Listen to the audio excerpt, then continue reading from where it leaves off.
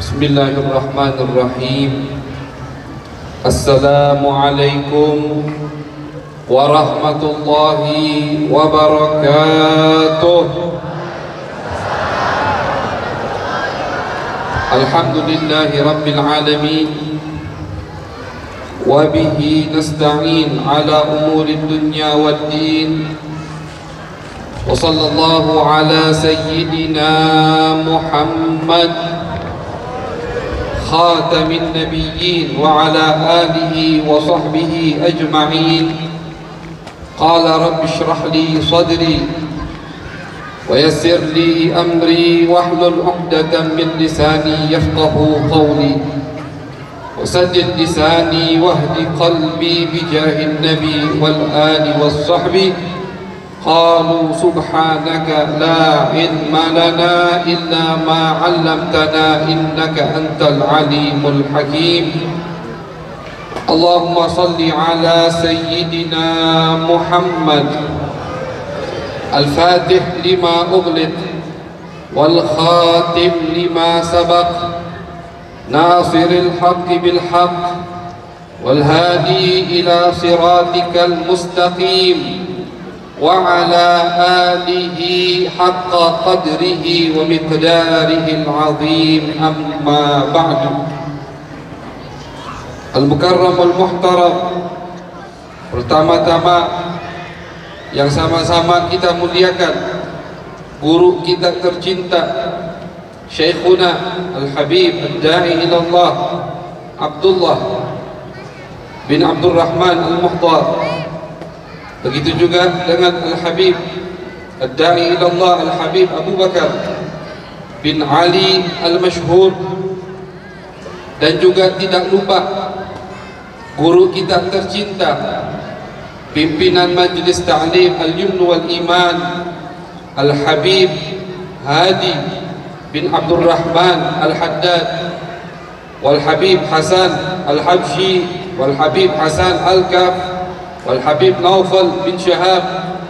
Begitu juga hadir di sini Al-Am Al-Habib Abdurrahman Al-Haddad dan para habaib yang lain yang tidak bisa saya sebutkan namanya satu persatu tanpa mengurangi rasa hormat, takrim, ta'zim saya kepada antum sekalian. Kita doakan mudah-mudahan mereka semua dipanjangkan umurnya oleh Allah Subhanahu wa taala dalam keadaan sehat wal afiyah, selalu dinaungi taufik dan hidayah oleh Allah Subhanahu wa taala, sehingga manfaat dari mereka kembali kepada kita semua. Amin ya rabbal alamin. Ma'asyiral hadirin wal hadirat yang dirahmati oleh Allah Subhanahu wa taala, ketika kita melihat di satu tempat terkumpul di situ banyak daripada keturunan Nabi besar Muhammad, duduk di kota tersebut atau di satu desa atau di satu majlis, banyak daripada cahaya-cahaya Nabi besar Muhammad sallallahu alaihi wasallam. Ini menimbulkan rasa aman di dalam diri kita, menimbulkan rasa nyaman di dalam diri kita, karena di depan kita ada paku-paku bumi, di depan kita ada habaib, ada darah Nabi besar Muhammad sallallahu alaihi wasallam, yang mana mereka dikatakan oleh Nabi besar Muhammad amanun li ahlil ardi.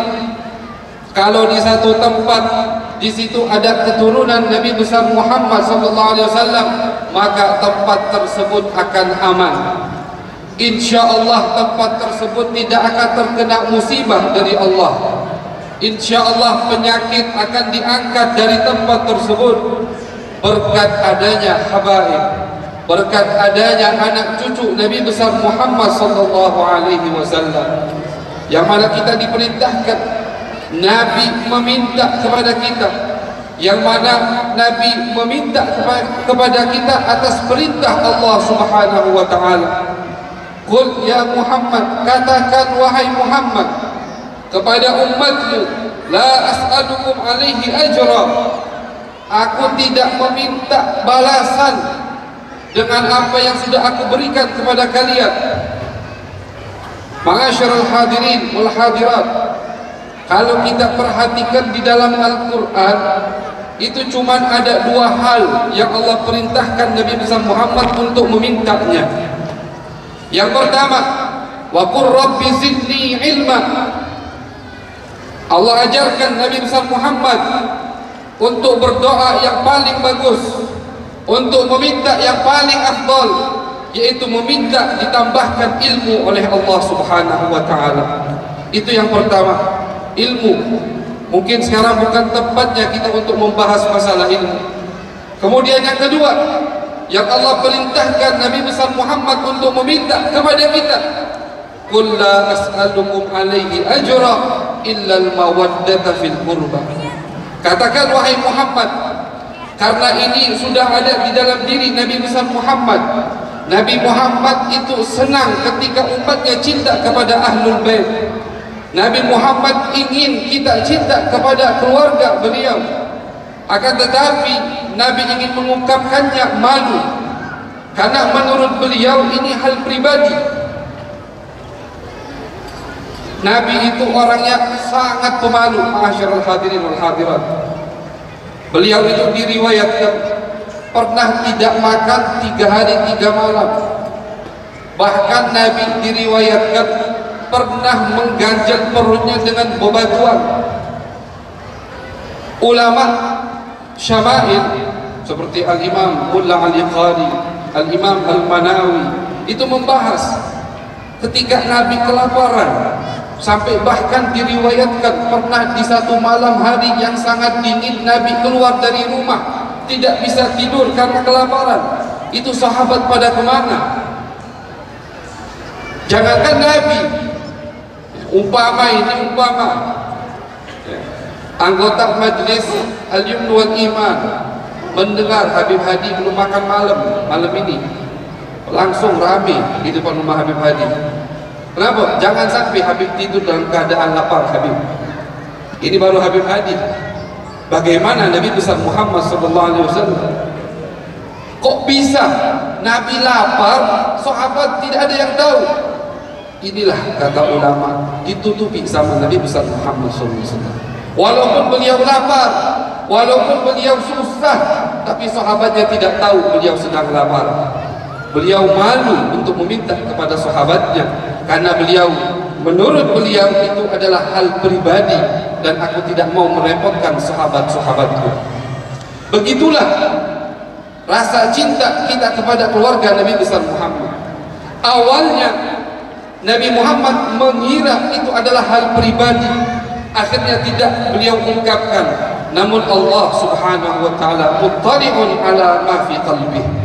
Allah Subhanahu wa taala bisa membaca isi hati Nabi besar Muhammad. Allah tahu hal yang paling diinginkan, yang paling disukai oleh Nabi besar Muhammad adalah umatnya kelak di hari akhir cinta kepada keluarga Nabi besar Muhammad sallallahu alaihi wasallam. Maka dari itu Allah perintahkan Nabi besar Muhammad, wahai Muhammad, katakan kepada umatmu, aku tidak meminta balasan apapun kecuali kalian cintai keluargaku kelak di hari akhir, kata Allah Subhanahu wa taala. Allah memerintahkan dan dijadikan di dalam ayat suci Al-Qur'an, tidak di dalam hadis qudsi. Mungkin kalau bentuknya, lafadznya hadis atau lafadznya hadis qudsi, takutnya perawinya nanti dhaif, perawinya tidak diterima, maka hadis itu tidak bisa diambil. Tapi tidak, Allah jadikan permintaan tersebut diabadikan oleh Allah Subhanahu wa taala di dalam Al-Qur'an, agar umat Islam sampai akhir zaman ketika membaca Al-Qur'an mendengar permintaan Nabi tersebut untuk cinta kepada keluarga Nabi besar Muhammad sallallahu alaihi wasallam. Namun ma'asyiral hadirin wal hadirat, bukan artinya Nabi meminta kita cinta kepada keluarga beliau hanya sekedar cinta, bukan. Jangan dikira Nabi pengen kita cinta sama keluarganya untuk membahagiakan, untuk hanya menyenangkan keluarga Nabi, bukan. Tapi ketika kita cinta kepada keluarga Nabi, kita mengikuti keluarga Nabi besar Muhammad, maka itu jaminan untuk keselamatan kita di akhir zaman ini. Nabi tahu bahwasanya cuma satu kelompok yang tidak akan tersesat, yang tidak akan keluar dari ajaranku, yaitu ulama pewaris dari keluargaku. Maka dari itu Nabi menginginkan umatnya tidak tersesat. Kata Nabi, ikuti keluargaku, cintai keluargaku, maka kalian tidak akan tersesat. Di dalam satu riwayat, Nabi besar Muhammad SAW bersabda, keluarga beliau itu seperti Safinatun Nuh, seperti kapalnya Nabi Nuh. Man rakibaha najah, yang naik ke kapal tersebut selamat. Artinya yang ikut, yang ada di belakang para habaib, yang selalu menyupport dakwanya habaib, itu pasti selamat di akhir zaman ini. Yang mana akhir zaman ini zaman yang sangat gelap gulita sekali. Disabdakan oleh Nabi besar Muhammad, fitanun kaqita'il lailil mudlim, fitnah yang ada di zaman akhir ini seperti gelapnya malam hari. Orang yang tahu saja tidak bisa berbuat apa-apa, apalagi orang yang jauh dari ajaran Nabi besar Muhammad sallallahu alaihi wasallam. Maka dari itu Nabi ingin kita bersatu dengan keluarga Nabi besar Muhammad.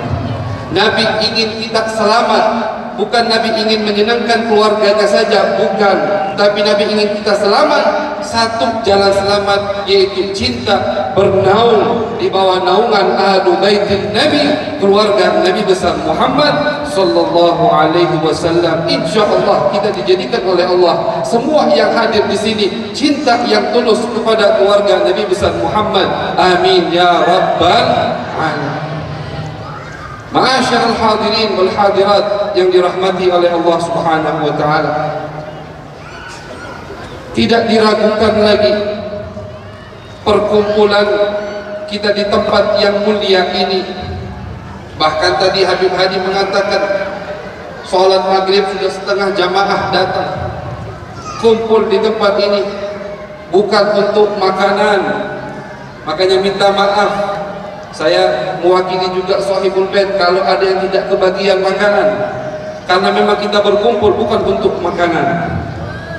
Kita berkumpul bukan untuk minuman, bukan untuk jabatan, bukan untuk uang, bukan untuk dunia.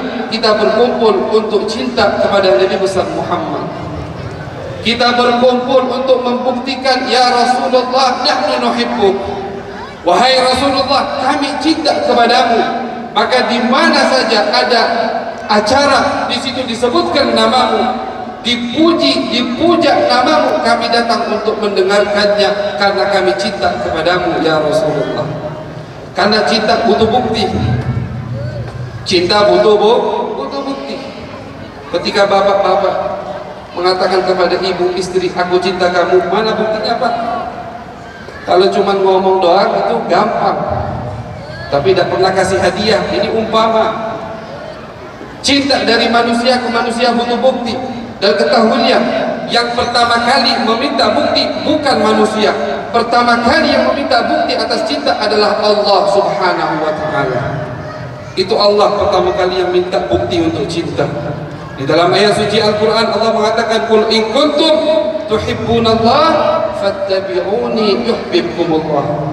Kata Allah, kalau betul kalian cinta kepadaku, yang mana ayat ini turun untuk kaum Nasrani atau kaum Yahudi yang mengaku cinta kepada Allah, mengaku dekat kepada Allah, tapi tidak mau mengikuti Nabi besar Muhammad SAW, dibantah cinta mereka oleh Allah. Kata Allah, kalau kalian memang cinta kepadaku, buktikan cinta kepadaku. Buktikan dengan apa? Buktikan dengan kalian mengikuti nabiku Nabi Muhammad sallallahu alaihi wasallam. Jadi kita berkumpul di sini untuk mengikuti perintah Allah dengan membuktikan cinta kita kepada Nabi besar Muhammad sallallahu alaihi wasallam. Yang mana ma'asyiral hadirin wal hadirat, cinta kepada Nabi itu adalah kartu as kita. Cinta kepada Nabi besar Muhammad jaminan selamat dunia akhirat. Jaminan selamat dunia akhirat bukan amal ibadah. Jaminan selamat dunia akhirat bukan banyak sholat. bukan banyak puasa. Buat apa kalau banyak salat, banyak puasa, tapi tidak cinta kepada Nabi besar Muhammad SAW? Mardud, semua akan ditolak oleh Allah Subhanahu wa Ta'ala. Cinta adalah jaminan untuk kita selamat. Maka dari itu, tidak semua orang Allah berikan, Allah jadikan hatinya untuk cinta kepada Allah dan cinta kepada Rasulullah SAW. Orang-orang pilihan yang Allah izinkan untuk cinta kepada Nabi. Kita saja manusia, seorang bapak, seorang ibu misalkan, apakah ibu bapak mengizinkan sembarangan laki-laki mencintai putri ibu? Jelas tidak. Seorang kakak, apakah seorang kakak tadi mengizinkan, membolehkan sembarangan laki-laki untuk mencintai adiknya? Jelas tidak. Pasti diseleksi, pasti dipilih siapa yang pantas untuk menjadi idaman putriku, siapa yang pantas untuk menjadi idaman saudariku. Ini kita manusia, apalagi Allah Subhanahu wa Ta'ala kepada Nabi besar Muhammad SAW. Jadi ketika kita merasa di dalam diri kita, ketika disebutkan nama Nabi besar Muhammad, kita bergetar. Ketika disebutkan nama Nabi besar Muhammad, ada yang menangis rindu kepada Nabi, fa'abshiru, maka itu kabar gembira dari Allah Subhanahu wa Ta'ala bahwasanya kita termasuk min abdihil mukhtar, termasuk kita daripada hambanya yang terpilih untuk cinta li abdihil mukhtar, untuk cinta kepada hambanya juga yang terpilih, yaitu Sayyidul Akhyar Nabiyuna Muhammad sallallahu alaihi wasallam. Alhamdulillah. Jadi nikmat yang harus kita syukuri di malam hari ini, kita dijadikan oleh Allah Subhanahu wa Ta'ala umat Nabi besar Muhammad yang cinta kepada Nabi besar Muhammad sallallahu alaihi wasallam. Karena tadi cinta jaminan kita dunia akhirat. Orang kalau cinta luar biasa kepada Nabi, amal ibadahnya setengah-setengah atau tidak tinggi selevel para wali-wali dulu, insya Allah akan digolongkan termasuk daripada mereka. Kalau amal yang ada kekurangan, yajburuhu al-mahabbah. Kalau amal kita ada yang kurang, itu bisa ditambal dengan rasa cinta, dengan garis bawah cinta yang tulus murni kepada Nabi besar Muhammad. Tapi naqas atau nuqsan fil mahabbah, kekurangan di dalam cinta kepada Nabi, la yajburuhul amal, tidak bisa ditambal dengan amal ibadah. Ketika orang tidak punya rasa cinta kepada Nabi, amal ibadahnya tidak akan bermanfaat sama sekali, tidak ada hasilnya, tidak ada nilainya di mata Allah Subhanahu wa Ta'ala. Diceritakan di zaman Nabi besar Muhammad SAW, ada satu sahabat yang bernama Nuaiman. Sahabat Nuaiman ini pemabuk, suka mabuk. Dan jangan kita bayangkan ketika pemabuk sahabat sama dengan pemabuk sekarang, jelas beda. Nuaiman pemabuk itu masih wajar, karena diharamkannya arak itu baru. Dulu itu khamar, arak, seperti minuman biasa, setiap hari mereka minum, bahkan bangun tidur langsung minum arak, mabuk. Maka dari itu Allah Subhanahu wa Ta'ala ketika mau mengharamkan arak tidak sekaligus. Coba kita lihat di ayat suci Al-Quran, kalau zina langsung diharamkan sama Allah, jangan berbuat zina. Mengubur bayi perempuan hidup-hidup langsung, jangan kalian kubur anak kalian. Perbuatan zalim langsung diharamkan, jangan berbuat zalim. Tapi satu perbuatan haram yang tidak langsung diharamkan sama Allah, Allah turunkan 3 ayat dengan jelang waktu yang agak lama agar umat manusia, sahabat-sahabat Nabi terbiasa dengan larangan tersebut. Ayat pertama kata Allah, khamar, arak itu ada manfaat, ada juga dosanya. Allah sebutkan begitu, ada manfaat, kalian jual belikan, ada dosanya. Hanya segitu. Ayat kedua kata Allah Subhanahu wa taala, la taqrabus salata wa antum sukara. Jangan kalian mendekati salat dalam keadaan mabuk. Artinya habis Isya, sudah salat Isya, silahkan mabuk. Tapi antara maghrib dan Isya tidak boleh mabuk, karena dekat sudah waktu salat. Itu ayat kedua. Setelah sahabat terbiasa, baru turun ayat ketiga mengharamkan khamar secara mutlak. Fajtanibuh, kata Allah, jauhi khamar, haram, tidak boleh. Dari situ sahabat terbiasa. Sahabat Anas bin Malik mengatakan ketika turun ayat terakhir itu di Madinah, Salongan Madinah, itu semua bukan air got, bukan, tapi itu semua adalah arak khamar, dibuang sama sahabat karena mereka sudah terbiasa. Tapi wajar kalau ada satu orang dari ribuan sahabat yang masih belum bisa meninggalkan arak tersebut, yaitu tadi sahabat Nuaiman.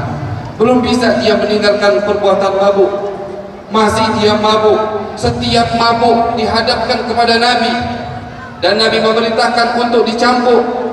Hukuman orang yang mabuk 80 kali cambuk. Afwan, 40 40 kali cambuk, atau sampai 80. Sekali, 2 kali, 3 kali, terus. Bahkan Al-Imam Ibnu Abdul Bar mengatakan sampai 50 kali Nuaiman ini dihadapkan kepada Nabi karena dia mabuk terus. Setiap dihadapkan kepada Nabi, Nabi cuma memerintahkan sahabat untuk mencambuknya. Hukum, kata Nabi, sudah, tobat Nuaiman, tobat ya Rasulullah. Minggu depan mabuk lagi, kata Nabi, cambuk lagi, dicambuk lagi. Minggu depan didatangi lagi sama sahabat. Ibnu Abdul Bar mengatakan sampai 50 kali ini Nuaiman dihadapkan kepada Nabi setiap kalinya mabuk. Akhirnya salah satu sahabat yang hadir di samping Nabi ketika melihat ini orang tidak ada kapok-kapoknya, keluar dari mulutnya kalimat yang tidak disukai oleh Nabi. La'anakallahu ahzak ma akthara ma yu'ta bihi. Dilaknat Nuaiman sama sahabat tadi. Mudah-mudahan kau dilaknat sama Allah. Tidak ada kapok-kapoknya kau ini mabuk, sampai dia datang kepada Nabi 50 kali. Nabi besar Muhammad ketika mendengar sahabat tadi melaknat Nuaiman, berubah muka Nabi. Marah Nabi besar Muhammad melebihi marahnya mabuk Nuaiman tadi. Apa kata Nabi? Ya fulan, la tal'anhu. Wahai fulan, jangan kau laknat dia. Fa inni ma 'alimtuhu illa annahu yuhibbullaha wa rasulah. Karena sesungguhnya, kata Nabi, aku tidak tahu, aku tidak mengenal Nuaiman ini kecuali dia cinta kepada Allah dan cinta kepada Rasulnya. Dilarang sama Nabi sahabat untuk melaknatnya. Pemabuk yang 50 kali didatangkan kepada Nabi dicambuk, tapi kata Nabi, fa inni ma 'alimtuhu illa annahu yuhibbullaha wa rasulah. Kata Nabi, aku tidak tahu dia ini kecuali orang yang cinta kepada Allah dan cinta kepada Rasulnya.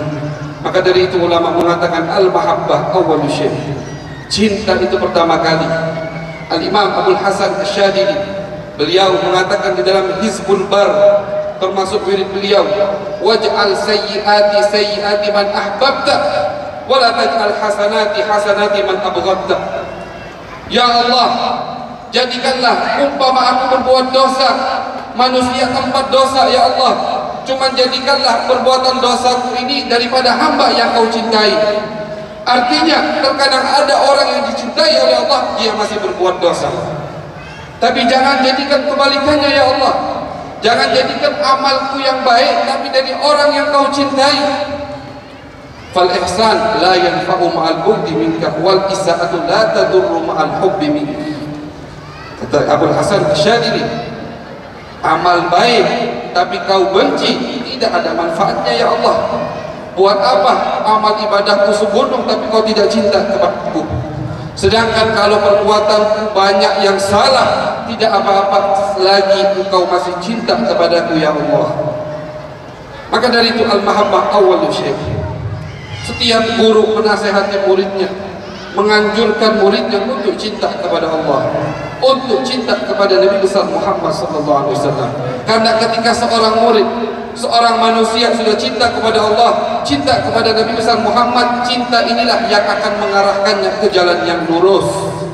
Cinta inilah yang akan menjauhkannya daripada perbuatan-perbuatan maksiat. Cinta inilah yang akan mendekatkannya kepada Allah dan kepada Nabi besar Muhammad SAW, yang mana tidak bisa orang dekat dengan Allah dan Nabi kecuali jauh dari amal jelek, dekat dengan amal baik. Amin ya rabbal. Jadi kita kumpul di sini karena cinta kepada Allah dan cinta kepada Nabi besar Muhammad SAW. Malam ini ikhtitam arba'in. Sedih, jangan sedih. Betul memang Maulid 40 selesai, tapi apakah Maulid Nabi selesai? Tidak. Apakah majlis qasidah, majlis munsyidin selesai? Tidak. Masih banyak rangkaian majlis-majlis yang lain yang menyebutkan nama Nabi besar Muhammad. Masih banyak tempat-tempat yang bisa kita cari, bisa kita datangi untuk mengingatkan kita kepada Nabi besar Muhammad. Bahkan bapak-bapak, ibu-ibu, kalau cuman senang sama Nabi di bulan Maulid, itu sama dengan Abu Lahab. Makanya saya sering mengatakan di ceramah saya, ini mazhabnya mazhab Al-Lahabiyah. Bukan mazhab baru, bukan. Mazhab Al-Lahabiyah ini cintanya sama Nabi, senangnya sama Nabi cuma di bulan Maulid, persis seperti Abu Lahab. Abu Lahab itu cinta sama Nabi di bulan Maulid saja. Nabi lahir dia senang, setelah itu musuh besar. Termasuk orang yang paling banyak mengganggu Nabi, Abu Lahab. Padahal dia itu adalah pamannya Nabi, besan Nabi. Dia punya anak dua laki-laki, dinikahi dengan putri Nabi Ruqayyah dan Ummu Kalthum. Tapi karena Allah tahu ini dua anak bakal kafir, Allah tidak jadikan hubungan, cuman akad nikah saja, belum sempat kumpul. Tetangga Nabi, Abu Lahab itu rumahnya sampingan dengan rumah Nabi, tapi musuh besar Nabi besar Muhammad SAW. Tapi ada baiknya, walaupun cintanya kepada Nabi sesaat, lihat, Allah tidak mau ada orang yang berjasa kepada Nabi besar Muhammad. Setiap orang yang berbuat baik kepada Nabi pasti dibalas oleh Allah Subhanahu wa taala. Abu Lahab cinta sesaat. Cintanya bukan karena Nabi ini Nabi, bukan karena tabiat basyariyahnya. Orang Arab dulu senang kalau punya anak ponakan laki-laki. Kenapa? Ini bisa bantu kita di medan peperangan. Bukan karena cinta Nabi, bukan. Tapi karena dia pernah cinta kepada Nabi. Di malam kelahiran Nabi, Allah diam, tidak dibalas sama Allah Subhanahu wa taala. Abbas bin Abdul Muttalib, paman Nabi satunya yang Islam, pernah bermimpi ketemu Abu Lahab. Bertanya, apa sekarang yang kau lakukan wahai Abu Lahab? Dijawab sama Abu Lahab, aku selalu disiksa oleh Allah, kecuali di hari Senin. Aku diliburkan dari azab. Aku diberikan nikmat bisa meminum susu yang keluar dari jariku, kata Abu Lahab. Berkat apa? Berkat aku senang dengan kelahiran Muhammad sallallahu alaihi wasallam. Famadhan bil abad alladhi tula hayatihi bi Ahmad masruran wa mata muwahhidan. Maka kira-kira apa ganjaran untuk orang yang seumur hidupnya cinta kepada Nabi besar Muhammad? Jelas bukan hanya hari Senin dia dibebaskan dari azab, tapi di setiap harinya dia dijauhkan dari azab oleh Allah Subhanahu wa taala. Amin ya rabbal alamin. Jadi jangan takut, bapak-bapak, ibu-ibu, jangan takut. Semua yang bapak, yang ibu curahkan, yang bapak ibu keluarkan untuk Nabi pasti dibalas sama Allah Subhanahu wa taala. Cinta kita tidak mungkin cinta sama manusia itu ada yang namanya cinta bertepuk sebelah tangan, ada. Tapi cinta sama Nabi tidak ada yang namanya bertepuk sebelah tangan. Kalau kita sudah cinta tulus sama Nabi besar Muhammad, pasti dibalas sama Allah dan dibalas cinta oleh Nabi besar Muhammad. Jangankan manusia, Pak, gunung saja cinta kepada Nabi dibalas sama Nabi besar Muhammad. Suatu hari Nabi naik ke Gunung Uhud. Gunung Uhud ketika dinaiki sama Nabi goyang. Kenapa? Senang. Aku dinaiki orang yang paling mulia. Aku dinaiki makhluk yang paling dicintai oleh Allah Subhanahu wa taala. Senang. Akhirnya ketika gunung Uhud senang tadi, gembira. Kata Nabi, "Uhud ya Uhud." Mantap Uhud, sudah. Jadilah. Apa kata Nabi? Uhud jabalun yuhibbuna wa nuhibbu. Uhud jabalun yuhibbuna wa nuhibbu. Uhud ini kata Nabi gunung yang cinta sama kami, maka kami pun cinta sama dia. Ini gunung cinta sama Nabi, dibalas sama Nabi besar Muhammad SAW. Di dunia tidak. Di dalam riwayat yang lain diriwayatkan oleh Al-Imam As-Suyuti dalam kitabnya Al-Jami' As-Saghir, Uhud jabalun min jibalil jannah. Nabi mengatakan Uhud adalah gunung daripada gunung surga nanti. Kenapa dia bisa masuk surga? Karena dia cinta kepada Nabi besar Muhammad SAW. Banyak ma'asyiral hadirin contoh-contoh, bukti-bukti daripada makhluk yang cinta kepada Nabi dibalas cintanya oleh Nabi besar Muhammad SAW. Pohon korma, cerita yang sangat masyhur, yang sangat terkenal. Ketika tidak digunakan lagi mihrab dari korma tersebut oleh Nabi, mimbar. Itu mimbar dari pohon korma menangis. Semua sahabat yang di masjid mendengar tangisannya, didatangi sama Nabi, dikasih pilihan sama Nabi besar Muhammad. Ini menangis karena sedih jauh dari Nabi besar Muhammad. Kata Nabi, kau mau kumpul sama aku di surga atau mau aku tanam di dunia? Pohon yang tidak punya akal saja itu bisa memilih kehidupan yang lebih kekal abadi daripada kehidupan yang fana ini. Pohon tadi menjawab, la ya Rasulullah, tidak. Kumpulkan aku surga bersamamu. Ditanam sama Nabi, tidak tumbuh di dunia, tapi kelak di surga kita akan menikmatinya. Kenapa dia bisa masuk surga? Karena cintanya kepada Nabi besar Muhammad SAW. Jadi jangan takut. Semua yang kita lakukan untuk Nabi pasti dibalas sama Allah Subhanahu wa taala. Pasti ada ganjarannya. Salawat 1 kita untuk Nabi, 10 dibalas sama Allah. Kata ulama, umpama Allah membalas 1 saja itu tidak bisa dibandingkan. Nabi Muhammad mengatakan, orang yang salawat kepadaku sekali, sallallahu biha asyra, maka Allah balas dengan salawat 10 kali. Umpama Allah balas dengan salawat sekali, itu tidak bisa dibandingkan. Siapa, apa, fungsi apa, manfaatnya salawat kita kalau dibandingkan dengan salawat Allah Subhanahu wa ta'ala? 1 banding 1 tidak bisa dibandingkan. Ini bukan 1 banding 1. Allah kasih 10 salawat dari Allah untuk orang yang mau bersalawat kepada Nabi besar Muhammad SAW. Biar apa?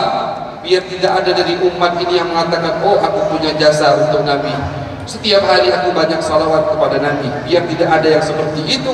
Dibalas 1 salawat 10 kali dari Allah Subhanahu wa ta'ala. Apalagi salawat kita untuk Nabi, itu faidah manfaatnya kembali ke kita. Maka dari itu ulama masyayikhuna mengatakan, kenapa sih Nabi itu selalu meminta kita untuk salawat kepadanya? Tidak hanya ayat suci Al-Quran, innallaha wa malaikatahu yusholluna ala nabi, tidak. Bahkan banyak di hadis-hadis Nabi meminta, Nabi mengharapkan kita salawat kepadanya.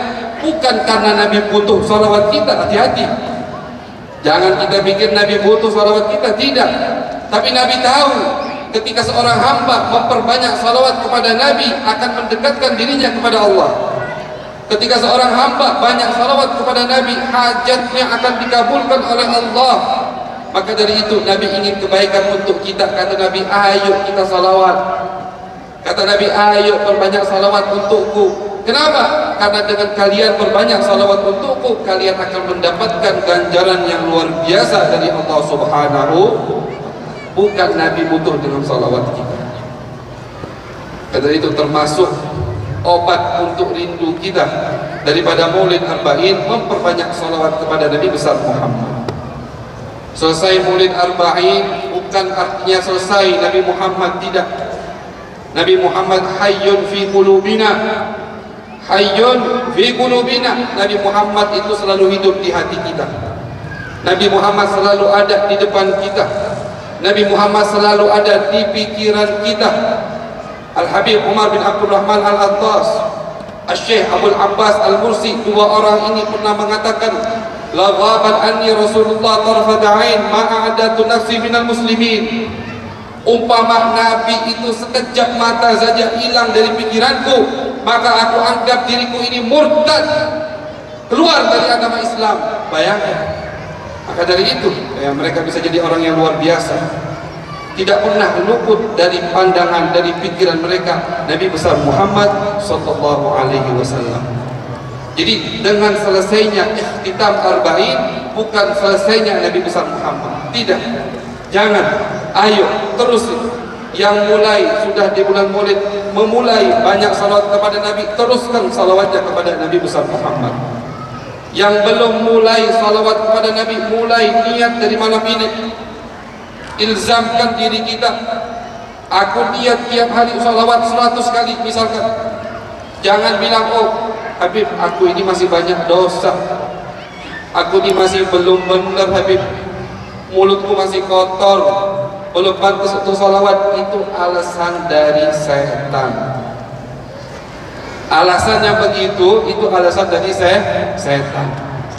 Setan ingin sudah kita banyak maksiatnya, tidak pernah lagi menyebut nama Nabi besar Muhammad sallallahu alaihi wasallam.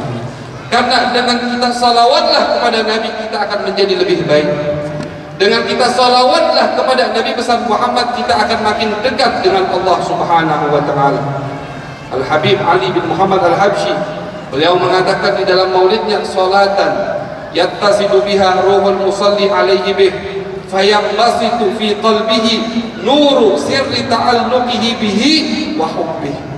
Kata beliau, aku bersalawat kepada Nabi, yang mana salawat ini nyambung rohku kepada Nabi, dan karena salawat ini timbullah cahaya di dalam diriku, yang mana dengan cahaya ini aku bisa lebih dekat dengan Nabi, aku bisa lebih giat getol dalam amal ibadah, mendekatkan diri kepada Allah Subhanahu wa taala. Berkat apa? Berkat salawat kepada Nabi besar Muhammad sallallahu alaihi wasallam. Jadi yang merasa malas salat, yang masih merasa malas puasa, yang masih merasa enggan mengeluarkan zakat, masih merasa berat untuk infak sedekah di jalan baik, itu masih merasa suka buka aurat, suka mamer tubuhnya, maka ayo perbanyak salawat kepada Nabi besar Muhammad sallallahu alaihi wasallam. Insyaallah dengan kita memperbanyak salawat kepada Nabi, yang tadinya malas salat jadi rajin salat, yang tadinya puasanya bolong-bolong jadi getol puasanya, yang tadinya pelit, bakhil, kikir, jadi orang yang paling dermawan untuk menyalurkan hartanya di jalan dakwah Nabi besar Muhammad SAW. Semua insyaallah berkat salawat kepada Nabi besar Muhammad sallallahu alaihi wasallam. Amin ya rabbal alamin. Salawat kepada Nabi obat rindu kita untuk Maulid Arba'in, sehingga insyaallah nanti tahun depan kita ditemukan oleh Allah kembali Maulid Arba'in. Begitu juga majlis ta'lim. Majlis Ta'lim Al-Yumn wal Iman tetap ada. Walaupun Al-Fakir tidak tahu jadwalnya, tapi tetap ada. Ada 4 guru yang standby untuk mengajar majlis Ta'lim. Itu juga majlis Nabi besar Muhammad. Orang sekarang ini maaf Bapak Ibu-ibu, orang sekarang ini kalau maulid hadir rajin, majlis Ta'lim malas. Mencari ilmu malas. Padahal yang disukai sama Nabi adalah orang yang menuntut ilmu. Satu hari Nabi keluar dari masjidnya, Nabi mendapatkan 2 kelompok, yang satu sedang berzikir, yang satu sedang menuntut ilmu. Kata Nabi, semuanya baik, kilahuma khair, semuanya baik, semuanya bagus. Yang lagi zikir bagus, yang lagi menuntut ilmu bagus. Cuman kata perawi, Nabi duduk ke majlis ilmu. Kata ulama, ini menunjukkan majlis ilmu lebih mulia daripada majlis zikir. Kalau majlis zikir lebih mulia, pasti Nabi duduk di majlis zikir. Tapi tidak, Nabi duduk di majlis ilmu. Dan beliau mengatakan, innama bu'istu mu'allima. Aku ini diutus sebagai pengajar, kata Nabi besar Muhammad. Jadi ini kesalahan kita zaman akhir ini. Malas untuk hadir majlis ta'lim. Padahal majlis ta'lim di mana-mana ada. Majlis Ta'lim banyak, Cucu-cucu Nabi siap untuk mengajarkan. Tinggal kita, ayo, mau tidak belajar, mau tidak kita menggali, mau tidak kita mengambil warisan Nabi besar Muhammad SAW, mau tidak kita mengambil penawar rindu untuk Maulid Arba'in tahun depan dengan hadir kita majlis taklim, sehingga insya Allah tahun depan kita dikumpulkan oleh Allah kembali menghadiri Maulid Arba'in 40 malamnya dalam keadaan sehat walafiat serta taufik dan hidayahnya. Amin ya rabbal alamin. Hada ma aqulu lakum wal afu minkum. Wassalamu alaikum warahmatullahi wabarakatuh.